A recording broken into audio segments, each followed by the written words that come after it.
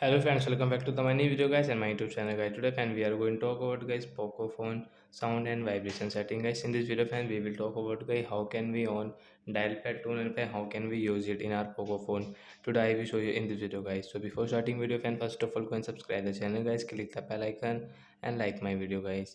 So friends, now let's see how can we turn on dial pad tone and fan how can we use it in Poco phone.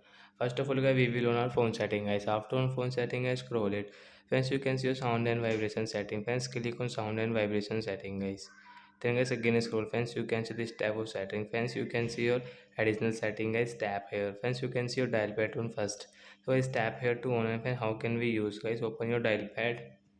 So when if you enter any number, so friends, you can see this dial pad tone is on. So like that guys, you can use your dial pad tone in your Poco phone. So that's it guys. Thanks for watching the video guys. We will meet our next video with new topic. Before going, please go and like the video, subscribe the channel. Bye bye guys.